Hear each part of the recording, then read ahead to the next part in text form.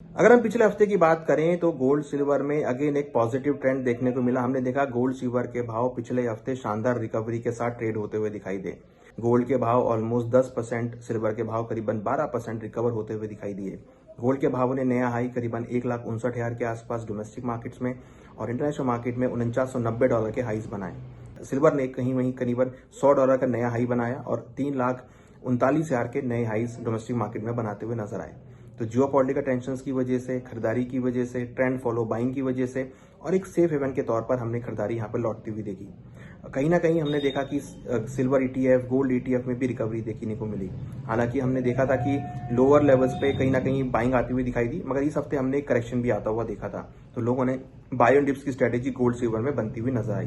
तो अगर हम देखें तो यहाँ पे पिछला हफ्ता काफी वॉलेटाइल रहा, जहां पर निचले स्तरों पर गोल्ड सिल्वर में खरीदारी देखने को मिली।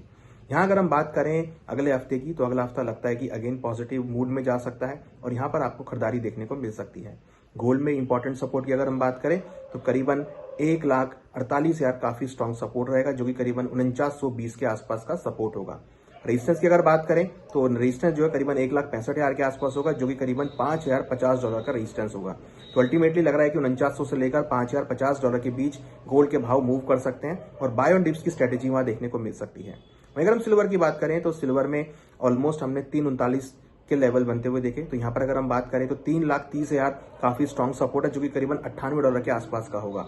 वहीं अगर हम रेजिस्टेंस की बात करें तो 3.5 लाख एक रेजिस्टेंस लेवल होगा, जो कि करीबन $105 के आसपास के लेवल्स होंगे। तो हमें लगता है कि अगले हफ्ते भी कहीं ना कहीं एक रिकवरी का मोड देखने को मिल सकता है और लोअर लेवल पे खरीदारी गोल्ड सिल्वर में देखने को मिल सकती है। वहीं अगर हम बात करें बेस मेटल्स की, तो हमने बेस मेटल में काफी अच्छा मोमेंटम यहां पर बनता हुआ देखा। पिछले हफ्ते अगर हम बात करें तो कॉपर के भावों में हमने लोअर लेवल पर रिकवरी आती हुई देखी और कॉपर के भाव करीबन 2% इंक्रीज होते हुए नजर आए और करीबन 1316 के लेवल पे क्लोज होते हुए नजर आए। पिछले करीबन 4 हफ्तों से हम देख रहे थे कि कॉपर के भावों में बहुत रेंज बाउंड मोमेंटम था, बट इस हफ्ते एक अच्छी खासी रिकवरी देखने को मिली, जो इंडिकेट कर रही है कि अगले हफ्ते भी एक रिकवरी देखने को मिल सकती है। यहाँ पर अगर हम सपोर्ट की बात करें तो 1280 काफी स्ट्रॉन्ग सपोर्ट है और हायर साइड में करीबन 1330 जो है काफी स्ट्रॉन्ग रेजिस्टेंस है। तो ये सपोर्ट रेजिस्टेंस लेवल हो सकते हैं, बट जिस तरीके से पिछले हफ्ते में हमने रिकवरी देखी है, लग रहा है कि अगला हफ्ता भी यहाँ पर पॉजिटिव मूड में ट्रेड होता हुआ दिखाई दे सकता है और वहां पर रिकवरी देखने को मिल सकती है। वहीं इंटरेस्टिंगली अगर हम बात करें तो क्रूड के भावों में हमने बहुत शानदार रिकवरी आती हुई देखी। अगर आप क्रूड की बात करेंगे तो क्रूड के भावों ने बहुत अच्छे रिटर्न्स यहाँ पर लाते हुए दिखाई दिए और क्रूड के भाव पिछले 3 हफ्तों से लगातार पॉजिटिव ट्रेंड में चल रहे हैं और पिछले हफ्ते करीबन 3.5% ज्यादा के रिटर्न, करीबन ₹207 की तेजी हमने क्रूड में आती हुई देखी। क्रूड के भाव इंटरनेशनल मार्केट में रिकवर होते हुए दिखाई दिए।